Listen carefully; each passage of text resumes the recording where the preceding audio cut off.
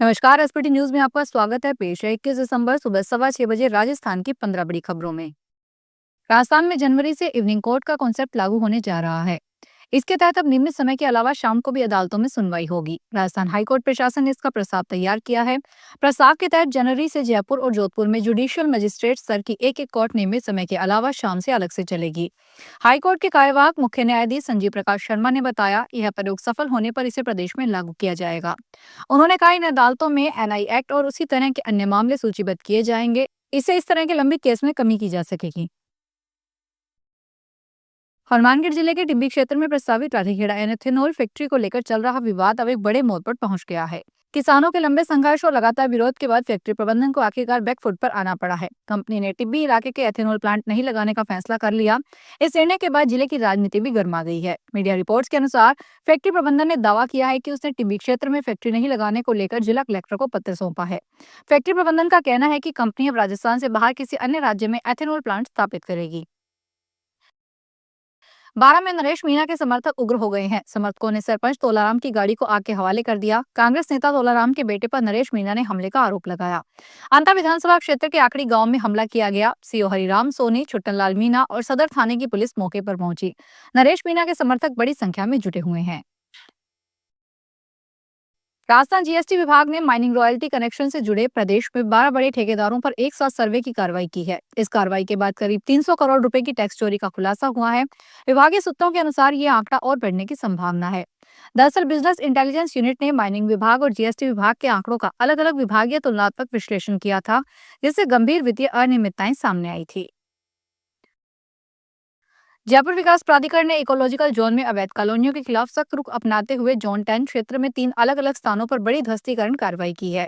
ये सभी कॉलोनियां पहले भी तोड़ी जा चुकी थी, लेकिन भूमाफिया ने दोबारा निर्माण कर कॉलोनी बसाने का प्रयास किया, जिसे जेडीए ने प्रारंभिक स्तर पर विफल कर दिया है। गौरतलब है कि राजस्थान पत्रिका ने बीते दिनों इन कॉलोनियों को लेकर खबर प्रकाशित की थी। पुलिस उप महानिरीक्षक राहुल कोटोकी ने बताया कि जो कॉलोनी नियम विरुद्ध विकसित की जा रही है, उस पर नियमानुसार कार्रवाई की जाएगी। जयपुर रिंग रोड से लेकर बस्ती क्षेत्र तक इन दिनों खेतों की उपजाऊ मिट्टी सोने के भाव बिक रही है। हालात यह है कि 1 बीघा जमीन की मिट्टी 10 से 12 लाख रुपए तक बेची जा रही है। लालच में आकर कई किसान अपने खेतों की ऊपरी परत बेच रहे हैं। इससे खेत को उबड़ खाबड़ हो रही है, साथ ही मिट्टी के पोषक तत्व भी खत्म हो रहे हैं। पत्थर के बाद अब मिट्टी का अवैध खनन इस पूरे इलाके में नया कारोबार बन चुका है। खेतों की मिट्टी बेचने वाले किसानों को कहीं तो 4 तो कहीं 5 फीट नीचे तक की मिट्टी बेच रहे हैं। राजस्थान सरकार को मिलने वाली केंद्रीय सहायता में पिछले साल की तुलना में 36 से 70% तक की कमी आई है।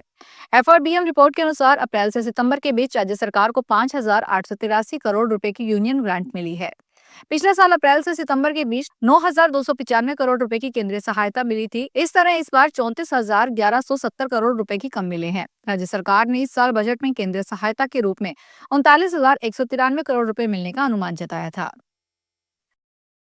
पीएम श्री स्कूल मॉडल को लेकर दिल्ली में होने वाली मुख्य सचिवों की राष्ट्रीय कॉन्फ्रेंस में पहले शनिवार को शिक्षा संकुल में मुख्य सचिव शिक्षा विभाग की नब्ज टटोलने पहुंचे। इस दौरान राजस्थान की कई आउटस्टैंडिंग बेस्ट प्रैक्टिसेस को सीएस के सामने रखा गया, जिसे राष्ट्रीय मंच पर पेश किया जाएगा। इस दौरान PM Shri school ranking, open school प्रबल प्रोग्राम, शिक्षा स्वास्थ्य कार्यक्रम, विद्या समीक्षा केंद्र सहित शिक्षा सुधारों और चुनौतियों पर मंथन किया गया। साथ ही मुख्य सचिव ने अधिकारियों को ग्रामीण क्षेत्र में जाकर धरातल पर स्थिति जानने के लिए निर्देश देकर खासकर नए अधिकारियों को एक्सपोजर विजिट करने को कहा। राजस्थान के कई बड़े शहरों के लिए खतरे का अलर्ट है। राजस्थान के 9 शहर भूकंप की दृष्टि से काफी संवेदनशील माने जा रहे हैं। ब्यूरो ऑफ इंडियन स्टैंडर्ड से जारी नए नक्शे में कई शहरों को अपडेट किया गया है। इससे पहले जो शहर कम जोखिम के माने जाते थे, अब वो अधिक संवेदनशील क्षेत्रों की सूची में दर्ज किए गए हैं। ब्यूरो ऑफ इंडियन स्टैंडर्ड्स के अनुसार अगर भविष्य में भूकंप आया तो राजस्थान के कई शहरों में भूकंप से खतरा हो सकता है। इस नक्शे को अलर्ट के रूप में देखा जा सकता है। बताया जा रहा है कि संभावित खतरों को देखते हुए अभी से एहतियात बरतने की जरूरत है।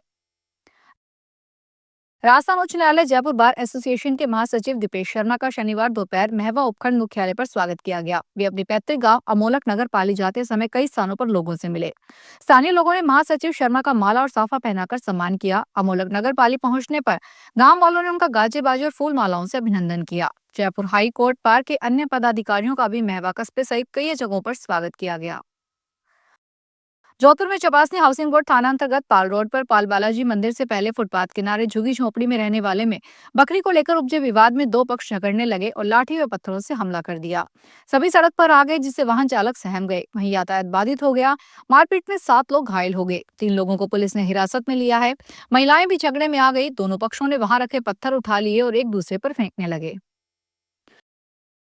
डीडवाना के कुचामन सिटी स्थित स्टेडियम में आत्मा योजना के तहत जिला स्तरीय प्याज किसान मेले का आयोजन किया गया। इस मेले में जिले और आसपास के क्षेत्रों से 1500 से अधिक किसानों ने भाग लिया। किसानों को आधुनिक कृषि तकनीकों, उन्नत बीजों, उत्पादन वृद्धि और विपणन से संबंधित महत्वपूर्ण जानकारी दी गई।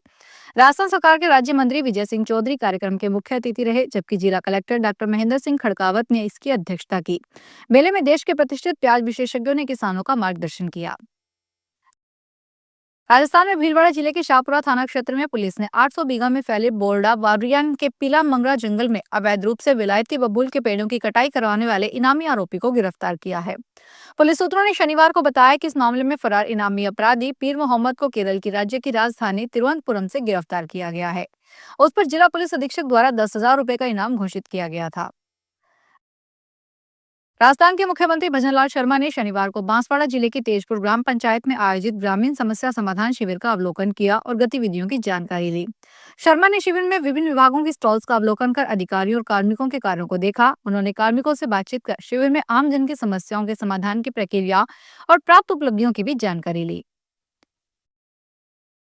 विद्युत निगम भिवाड़ी वृत्त में अवैध ट्रांसफार्मर को जब्त किया गया है। तिजारा क्षेत्र के 3 गांव से 6 अवैध ट्रांसफार्मर उतारे गए हैं और 1 लाख रुपए की वीसीआर भरकर जुर्माना लगाया गया है।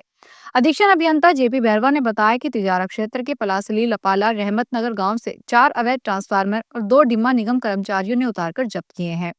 डिम्मा से सिंगल फेज को 3 फेज में बदलने का काम होता है, जिससे खेतों में सिंचाई की जाती है। तो ये थी राजस्थान की 15 बड़ी खबरें। अगर आपको हमारा बुलेटिन पसंद आया हो तो वीडियो को लाइक करें, अपने दोस्तों से शेयर करें और चैनल को सब्सक्राइब करना ना भूलें। फिर मिलेंगे नई खबरों के साथ। धन्यवाद।